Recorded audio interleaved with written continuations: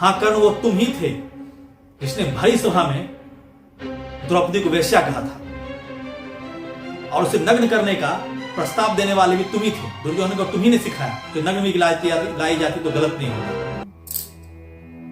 नमस्कार मित्रों, आजकल एक चलन चल गया है, जो हिंदू ग्रंथ है महाभारत रामायण वेद वगैरह, इनमें जो खल चरित्र हैं, विलेन कह सकते हैं जिन्हें, उनको अच्छा दिखलाने का, जैसे रावण हो गया, कर्ण हो गया, शूर्पणखा हो गई, इन लोगों के बारे में कहा था आहा ये बहुत अच्छे थे, इनके साथ बड़ा गलत किया गया, शूर्पणखा का कान नाक काट लिया गया। रावण महाविद्वान था, ब्राह्मण था, तो ये वो अलाना फलाना कह दिया जाता है। उसी तरह कर्ण के बारे में कहा था, कर्ण के साथ बड़ा अन्याय हुआ, बहुत हुआ कर्ण के साथ गलत, कर्ण का त्याग कर दिया गया।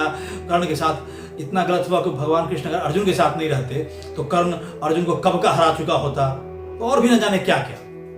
दरअसल ये सब बातें जो हैं, ज्यादातर बातें तो जानकारी के अभाव के कारण लोगों में है। लोगों ने मूल ग्रंथ तो पढ़ा नहीं होता है, उसके अलावा बाद बाकी कोर कसर पूरा कर दिया हमारे टीवी सीरियल बनाने वालों ने। वैसे बी आर चोपड़ा जो थे वो उन्होंने बहुत अच्छी महाभारत बनाई, लेकिन उसमें उन्होंने कर्ण का चरित्र थोड़ा पॉजिटिव शेड में दिखाया है, थोड़ा ग्रे शेड से हटा करके थोड़ा उजले श्वेत शेड में दिखा दिया है। उसको अच्छा रखने की, ढकने की कोशिश की है उसके कर्ण की गलतियों को। और उसके बाद के सीरियल जो है वो तो बिल्कुल सारी सीमा लांघ चुके हैं, उनको कोई मतलब नहीं है ओरिजिनल महाभारत से, ग्रंथ से। जो मन आए अपने मन से एकता कपूर के सीरियल की तरह कहानी में कर लो और कर्ण का बड़ाई दिखा दो। जो कर्ण तो ये इतना महान था जो पूरे महाभारत युद्ध अकेले कर्ण जिता देता, तो और भी जाने क्या क्या। तो अब जो मैं एक नई सीरीज शुरू करने जा रहा हूं, इस पे 2 पार्ट होंगे। पार्ट 1 पहला आज मैं बताऊंगा कर्ण के बारे में, कर्ण का चरित्र मैंने सुना। आगे फिर मौका मिलने पे मैं रावण, शूर्पणखा और भी जो इस टाइप के मैं देखूंगा, जो चरित्र जिनके साथ बारे में गलत फैलाया जा रहा है, जो ये इतने महान थे, इतने अच्छे थे, या जो अच्छे चरित्र जैसे विभीषण वगैरह का, उसके बारे में घर का भेदी लंका ढाया करके उसका मजाक उड़ाया जाता है। तो इन सब चीजों पे मैं धीरे धीरे अपने ये धार्मिक सीरीज में आपको बताता रहूंगा। तो आज का सीरीज जो है इसका 2 पार्ट होगा। पहला पार्ट मैं आज आपके सामने रख रहा हूं, इसमें मैं बताऊंगा कर्ण और भगवान कृष्ण का वार्तालाप। कर्ण जब अपने मरने के कगार पे है, युद्ध भूमि में रथ का चक्का जमीन में धंस चुका है, ब्रह्मास्त्र की विद्या भूल चुका है, और भगवान कृष्ण के आगे वो निहत्था खड़ा है अर्जुन के रथ के सामने में। तो वो भगवान कृष्ण से क्या बात करता है और भगवान कृष्ण उसको क्या सलाह देते हैं, ये आपके सामने रखूंगा। इससे कुछ कुछ आप लोगों को अंदाजा मिल जाएगा कर्ण की क्या शक्तियां थी, कर्ण के साथ क्या अन्याय हुआ, और कर्ण वैसे रास्ते पे क्यों चल पड़ा, और भगवान कृष्ण ने उसे क्या बताया। शेष जो दूसरा पार्ट आएगा, उस दूसरे पार्ट में मैं अच्छे से पूरे फैक्ट के साथ, पूरे सबूतों के साथ, ग्रंथों का उदाहरण लेते हुए और भी कई जगह का उदाहरण लेकर के मैं आपको बताऊंगा कर्ण की सच्चाई। कर्ण महान था या अर्जुन महान था, अर्जुन ज्यादा बड़ा धनुर्धर था या कर्ण था, या कर्ण ने क्या क्या किया अपनी जिंदगी में, कौन कौन से अच्छे काम किए, क्या किए, वो सब मैं आपको दूसरे पार्ट में बताऊंगा। फिलहाल आज का जो एपिसोड है वो प्रस्तुत है आपके सामने में, कर्ण और भगवान कृष्ण का संवाद युद्ध भूमि में, उस छोर पर जहां कर्ण निहत्था खड़ा है और सिर झुकाए हुए है। कर्ण भगवान कृष्ण से कहता है कि सब मेरी स्थिति आज ऐसी क्यों हो गई है, मेरे साथ हमेशा गलत ही होता है, हमेशा मेरे साथ अन्याय हुआ है। आज जो आपके सामने मैं इस तरह निहत्था खड़ा आपको दिख रहा हूं, इसके पीछे आप मुझे बताइए। आपने अर्जुन को तो गीता ज्ञान दिया ना, मुझे भी आज एक छोटा सा ज्ञान दीजिए। मेरे साथ ऐसा क्यों हुआ, जिंदगी भर मैं हमेशा अन्याय का शिकार क्यों हुआ। हाँ वासुदेव, बतलाइए आप, मेरी क्या गलती थी। माता कुंती के कोख से मैंने गर्भ से जब मैंने जन्म लिया, और उसमें मां कुंती कुमारी थी। उसके बाद जब मेरा जन्म हुआ, माता कुंती ने मुझे गंगा में बहा दिया, उसमें मेरी क्या गलती थी। महाराज धृतराष्ट्र के सारथी अधिरथ के यहाँ मेरा पालन पोषण हुआ, माता राधा ने मुझे पाला पोसा बड़े प्यार से, और उसके बाद जहां जहां मैं गया सब जगह मुझे सूत पुत्र कहकर चिढ़ाया जाता रहा। मुझे बड़ा क्रोध आता था, लेकिन मैं कुछ कर नहीं सकता था, मुट्ठियां भींच के रह जाता था। बस यही सोचता था आगे अपने मेहनत से मैं लोगों को दिखाऊंगा कि कर्ण क्या चीज है। आगे जब मैं बड़ा हुआ, गुरुकुल में गया, तो गुरु द्रोणाचार्य ने मुझे शिक्षा देने से मना कर दिया कि तुम क्षत्रिय नहीं हो, कुरुकुल राजकुमार नहीं हो, तुम एक सूत पुत्र हो। इससे व्यथित होकर के मैं गुरु परशुराम के पास गया, वहां मुझे ब्राह्मण बनना पड़ा, झूठा ब्राह्मण, क्योंकि वो क्षत्रिय को शिक्षा नहीं देते थे। एक गुरु द्रोणाचार्य थे, वो क्षत्रिय को शिक्षा देते थे, एक गुरु द्रोणाचार्य, एक गुरु परशुराम थे, वो ब्राह्मणों को शिक्षा देते थे। अब मुझे ब्राह्मण बनकर शिक्षा लेनी पड़ी, लेकिन अंत में उन्हें पता चल गया कि मैं ब्राह्मण नहीं हूं, तो उन्होंने मुझे श्राप दे दिया कि जो कुछ तुमने मुझसे सीखा है छल करके, वो सब समय आने पे जरूरत जब सबसे ज्यादा तुम्हें होगी उसको तुम भूल जाओगे। और आज मैं ब्रह्मास्त्र भूलकर आपके सामने नतसिर यहाँ खड़ा हूं। क्या गलती थी मेरी वासुदेव? मैंने तो पूरी मेहनत से, परिश्रम से गुरु से शिक्षा पाई थी, उसका अभ्यास किया था। बताइए, संयोग से एक ब्राह्मण के गाय को मेरा तीर लगा और वो गाय मर गई। उस पर ब्राह्मण ने मुझे श्राप दे दिया, इतना बड़ा श्राप दिया कि समय आने पे पृथ्वी तुम्हारे रथ के चक्के को अपने आगोश में ले लेगी, निगल जाएगी और वही तुम्हारी हार का कारण बनेगा। और आज देखिए आपके सामने मेरी वो स्थिति आ पड़ी है। केशव, मेरी क्या गलती थी? जब सभी राजकुमारों का परीक्षा हो रहा था, उनकी शिक्षा संपूर्ण होने के बाद उस समय मैं रंगभूमि में पहुंचा तो भीम ने मुझे कहा, सूत पुत्र वापस चले जाओ, सूत पुत्र में सामर्थ्य नहीं होता है क्षत्रियों के बराबर। और सारी सभा ठहाको अट्टहास से भर उठी। कितना बुरा लगा होगा मुझे उस समय में, बताइए आप। तो मेरे मन में प्रतिशोध का जन्म नहीं होता? मेरे मन में रिएक्शन नहीं आता क्या कृष्ण? इतना ही नहीं, आगे जब द्रौपदी का स्वयंवर हो रहा था, वहां सभी देश विदेश के राजे महाराजे आए हुए थे और उस स्वयंवर में धनुष बाण उठा करके तीन बाण था, उस इन 3 बाणों से एक बार, बस एक बार मछली के आंख को भेदना था, मीन भेदन करना था। किसी राजा महाराजा से नहीं हो सका। और जब मैं उठा तो द्रौपदी ने तिरस्कार भाव से कहा, मैं सूत पुत्र का वर्ण नहीं करूंगी। सभी लोग ठठा के हंसने लगे। बताइए, इस पे मेरे मन में प्रतिशोध का भाव जगेगा या नहीं जगना चाहिए?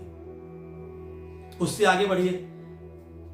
सब लोग जानते हैं मैं किसी को खाली हाथ नहीं लौटाता, तो इसका फायदा लेकर के इंद्रदेव जो है ब्राह्मण का रूप धारण करके मेरे पास आए जब मैं स्नान कर रहा था, गंगा स्नान, और उन्होंने छल से कवच कुंडल का दान मुझसे मांग लिया। कवच कुंडल जो जन्म से मेरे पास था उसको उन्होंने मांग लिया। आप अर्जुन के रथ के सारथी आप हैं, आप उसे सही रास्ता दिखलाते हैं, और मेरे रथ के सारथी कौन बने? मध्यराज शल्य, जो जानबूझ करके मुझे समय समय पर हतोत्साहित करते रहे कि तुम अर्जुन से क्या जीतोगे, अर्जुन तो इतना वीर है, ये वो, हमेशा हतोत्साहित करते रहे। तो अर्जुन के साथ तो हमेशा अर्जुन का पलड़ा भारी रहा आपके रूप में। मेरे साथ क्यों ऐसा अन्याय हुआ बताइए केशव? मैं हमेशा दुत्कारा क्यों गया? हमेशा मेरा मजाक उड़ाया गया। भगवान कृष्ण अब तक मुस्कुराकर अर्जुन कर्ण की बातें सुन रहे थे। उन्होंने कर्ण को कहा, शांत हो राधे, शांत हो जाओ, तुमने अपनी बात रख दी है, अब मेरी बात सुनो। जो जो परिस्थितियां तुम्हारे जन्म में थी ना, उनसे बदतर परिस्थितियां मेरी जिंदगी में थी, और तुम ध्यान से मेरे बारे में सोचोगे तो तुम्हें समझ में आ जाएगा। तुम्हारा तो जन्म कुमारी मां के गर्भ से हुआ था और तुम्हें बहा दिया गया, लेकिन मेरा तो जन्म के पूर्व ही मृत्यु की प्रतीक्षा कर रही थी। मेरे माता पिता मेरे जन्म के समय कारागार में थे। जानते हो कर्ण, मैं कितना दुर्भाग्यशाली रहा हूं कि मेरे चलते ही कंस, जो कि मेरा मामा था, वो मेरे 6 भाइयों की नवजात शिशु के रूप में हत्या कर चुका था। पटक कर, दीवार पर पटक के ऐसे मारता था, हत्या कर देता था। अरे मुझसे ज्यादा दुर्भाग्यशाली क्या रहोगे कर्ण तुम? जिस बालक के जन्म लेते ही, जिस बालक का इतने से इंतजार था उसके माता पिता को, उसे उसी रात में अपने माँ बाप से दूर जाना पड़ा। मूसलाधार वर्षा हो रही थी, घोर अंधकार रात्रि थी, तो मेरे पिता को मेरे चलते प्रवहमान भरी अविरल यमुना में पैदल जाना पड़ा और मुझे छोड़ के आना पड़ा गोकुल में। कर्ण, तुम्हें क्या पता, तुम तो बड़े जब हो रहे थे, सामान्य शिक्षा दीक्षा ले रहे थे, उस समय मैं पता मैं क्या कर रहा था? गौवें चरा रहा था। हाँ, गाय चराने में जाता था जंगलों में, ग्वाल बालों के साथ खेलना कूदना और उसी में प्रेम से मगन रहना। मुझे तो दुख का एहसास नहीं हुआ उसमें। तुम सूत पुत्र कहे जाने से व्यथित रहे कर्ण। मुझे तो ग्वाला, चरवाहा, चोर और न जाने क्या क्या कहा गया समय समय पर लोगों के द्वारा। मुझे उससे अपमान कभी महसूस नहीं हुआ। और सूत पुत्र की जहां तक तुम बात कहते हो, मैं तो, तुम सूत पुत्र से अपमानित होते रहे और मैं अर्जुन का सारथी भी बना हुआ हूं, तुम्हारे सामने हूं, मुस्कुरा रहा हूं। कर्ण, तुम्हें पता है, तुम जब जन्म लिए, तुम्हें जब गंगा में बहा दिया गया और माता राधा तुम्हारा लालन पालन कर रही थी, तो इतना भी नहीं है जो तुम बहुत छोटे घर में लालन पालन तुम्हारा हुआ है। तुम्हारे पिता जो अधिरथ थे, पालक पिता, वो महाराज धृतराष्ट्र के सारथी थे। तुम्हारे पास भी धन की कमी नहीं थी। तुम्हारा पालन पोषण राजकुमारों के बीच हुआ। तुमने धनुष बाण सबकी शिक्षा पाई, तुमने खुद कहा है। लेकिन मेरा तो जन्म से ही समझो दुर्भाग्य पीछा नहीं छोड़ रही थी। जन्म लेते ही जब मैं अभी नवजात बालक था, चल फिर भी नहीं सकता था, तभी से पूतना, बकासुर, अघासुर, तृणावर्त और न जाने कितने असुर व्यक्ति सब लोग आए मेरा प्राण लेने के लिए। तो विपत्ति तो हमेशा मेरे पीछे पड़ी रही। तो उससे क्या मैं घबरा गया या मेरे मन में प्रतिशोध का भाव आया? कारण पता है, जब मैं 16 साल का हुआ तब गुरुकुल जा पाया। तब तक तुम आधी शिक्षा ग्रहण कर चुके थे, क्योंकि मेरे सामने परिस्थिति ही ऐसी थी। तो ऐसी परिस्थिति आई तो आदमी हिम्मत हार के गलत रास्ता अख्तियार कर ले क्या? जो कि तुमने किया। आगे भी कारण तुमने जिससे प्रेम किया तुम्हें वो मिली, औरों को भी मिली होंगी, लेकिन मैंने जिसे सबसे ज्यादा प्रेम किया, राधे, वो मुझे पत्नी रूप में नहीं मिल सकी। मैंने 16,108 राजकुमारियों को, महिलाओं को छुड़ाया नरकासुर के कारागार से, उसका वध करके। लेकिन और उसके बाद उनके इज्जत सम्मान की रक्षा करने के लिए, उनके आग्रह करने के चलते मैंने उनके प्रतीकात्मक रूप से पति बनना उनका स्वीकार किया। प्रतीकात्मक रूप से पति बनने पर ही, केवल प्रतीकात्मक रूप से पति बनने पे मेरा इतना अपमान किया गया, मजाक उड़ाया गया, गलत सलत बातें मेरे विरुद्ध फैलाई गई। 16,108 रानी कर लिया, इतना कृष्ण बस रसिया है, वासनामय है और न जाने क्या क्या। तो मेरे साथ कम अन्याय नहीं हुआ है कर्ण समाज में। कर्ण, तुम्हें पता है, विरोधियों ने हमेशा मेरा विरोध करने के लिए नीचता की सीमा तोड़ी। मैंने महाराज कंस, जो कि मेरा मामा था, उसका वध किया। तो उसके ससुर जरासंध ने इसके प्रतिशोध में, इसके रिएक्शन में क्रुद्ध होकर मथुरा पर आक्रमण करना शुरू कर दिया। तो मेरे चलते पूरी मथुरा क्यों भुगते? इसलिए मैं मथुरा को उसके बार बार आक्रमण से बचाने के लिए द्वारका ले गया। तो इसमें मुझे पता क्या कहा गया? पता ही होगा, कहर कहा गया, रणछोड़ तक कहा गया मुझे। तो क्या मैं इसका रोना लेके बैठ जाऊं कि मुझे रणछोड़ कहा गया, कहर कहा गया, उसी समाज के द्वारा जिसकी समाज की मैंने मदद की, सहायता की हमेशा समय आने पे? तो मैं धनुष उठा लूं और गलत रास्ता पकड़ लूं तुम्हारी तरह? कर्ण, एक बात बताओ, दुर्योधन अगर ये युद्ध जीत जाता है तो तुम्हें इस महाभारत युद्ध का पूरा श्रेय मिलेगा कि तुमने सहायता की, इसलिए दुर्योधन जीता। लेकिन जरा मुझे बताओ, मुझे क्या मिलेगा महाभारत युद्ध के बाद?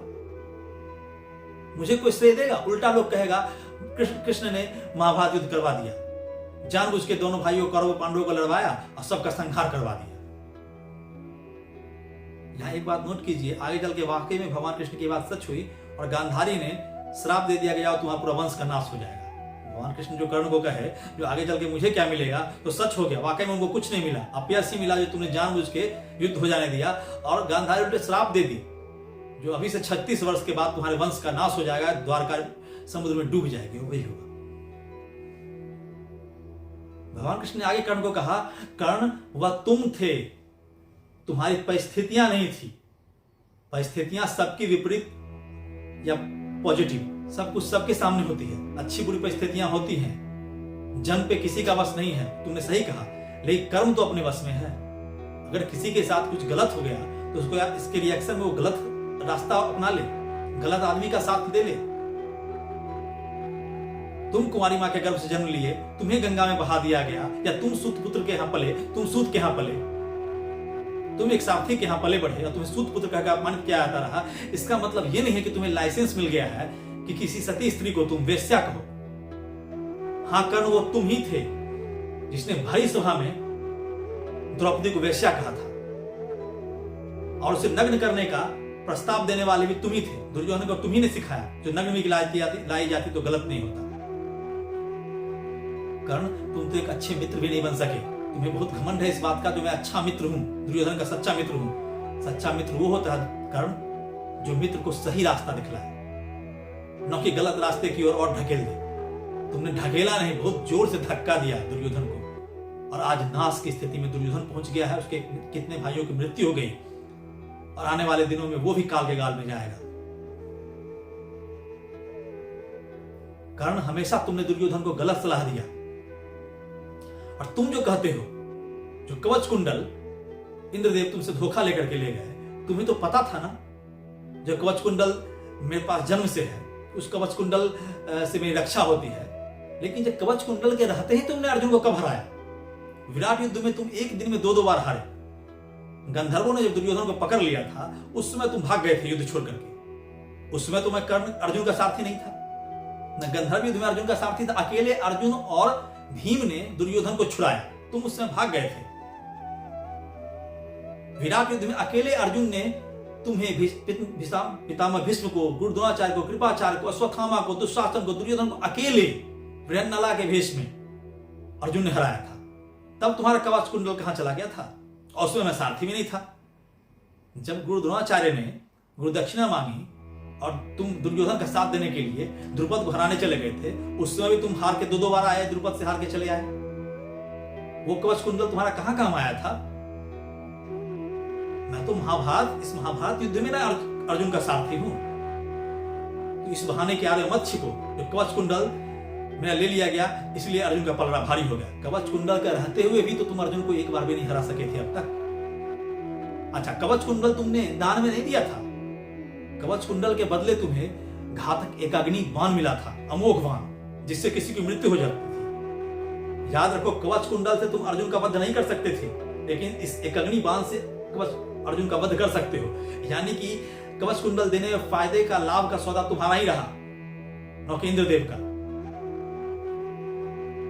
उस बाण को रहते हुए तुम निश्चिंत थे और मैं चिंतित था अर्जुन को लेकर के, क्योंकि उस बाण का कोई उपाय नहीं था। वो बाण जिसको लगता उसकी मौत तय थी, इसीलिए मैंने घटोत्कच को आगे बढ़ाया। इसलिए ये सब बहाना मत चला। अच्छा अर्जुन, अच्छा कर्ण, उसमें तुम कहां चले गए थे? आज तुम धर्म की दुहाई दे रहे हो कि तुम निहत्थे हो, रथ का चक्कर जमीन में धंसा हुआ है, जमीन पर खड़े हो, इसलिए थोड़ा रुक जाया गया। अभिमन्यु 16 साल का लड़का, उसको तुम घेर करके 7-7 महारथी मिलकर के मारे थे। उसमें तुम्हारा धर्म कहां चला गया था? सही कहा गया है, अधर्मी लोग ही ज्यादा धर्म की दुहाई दिया करते हैं। अपनी बारी आई तो धर्म की दुहाई दे रहे हो, जो ये नहीं होना चाहिए, ये नियम है, वो कानून है। लेकिन जब सामने विपक्षी हो तो उसको किसी भी तरीके से मार डालो। 16 साल के लड़के को तुम 7 महारथी मिलकर घेर के मारे थे और उसके सबके चारों नृत्य किया था, नाच किए थे तुम लोग। याद रखना, कभी भी किसी के साथ कुछ गलत हुआ है, इसका मतलब उसको यह अधिकार नहीं मिल जाता है। किसी के साथ अन्याय हुआ है, किसी के साथ गलत किया गया, उसके यह अधिकार नहीं मिल जाता है कि वो दूसरे के साथ गलत करे। परिस्थितियां आती हैं, जाती हैं, लेकिन आदमी को अपने मस्तिष्क को, अपनी भावनाओं को कंट्रोल में, नियंत्रण में रखना पड़ता है और तब अपना कदम उठाना पड़ता है। इतिहास में और बहुत ऐसे उदाहरण हुए हैं, लेकिन तुमने प्रतिशोध का रास्ता चुना। किसके साथ प्रतिशोध? समाज के साथ। अर्जुन ने तुम्हारा क्या बिगाड़ा था? इस भीम ने तुम्हारा क्या बिगाड़ा था? युधिष्ठिर ने तुम्हारा क्या बिगाड़ा? 5 पांडवों ने तुम्हारा क्या बिगाड़ा था? द्रौपदी ने क्या बिगाड़ा था तुम्हारा? तुम कहते हो उसने मुझे मना कर दिया सुत पुत्र कहकर। स्वयंवर है, कन्या का वश चलता है, उसकी मर्जी के बिना तुमसे शादी विवाह कर लोगे? तो ये अपना रोना बंद करो कि तुम्हारे साथ अन्याय हुआ। अन्याय मेरे साथ, मैंने बताया ना, मेरे साथ भी बहुत अन्याय हुआ, अपमान हुआ।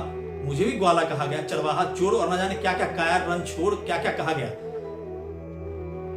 लेकिन मैंने उसे पॉजिटिव वे में लिया और अपने अपमान को अपना हथियार बना करके अपना रास्ता प्रशस्त किया। और आज तुम्हारे सामने मैं खड़ा हूं और तुम मेरे सामने खड़े हो अपने छोटे भाई अर्जुन के द्वारा मारे जाने को अभिशप्त। इस चीज को स्वीकार करो कर्ण। निस्संदेह तुम वीर हो, इसमें कोई शक नहीं है। तुम वीर हो, इससे अधिक प्रमाण क्या हो सकता है इस चीज का कि तुम्हें मारने के लिए रथ के चक्के को जमीन में धंसने का इंतजार करना पड़ा, रथ से नीचे उतरने का। वीर हो, कोई शक नहीं है, लेकिन वीरता का मतलब ये नहीं है कि तुम गलत काम करो फिर भी तुम्हारी वाहवाही होगी। रावण भी महाविद्वान था, ब्राह्मण था, लेकिन गलत काम किया, मौत के घाट चला गया।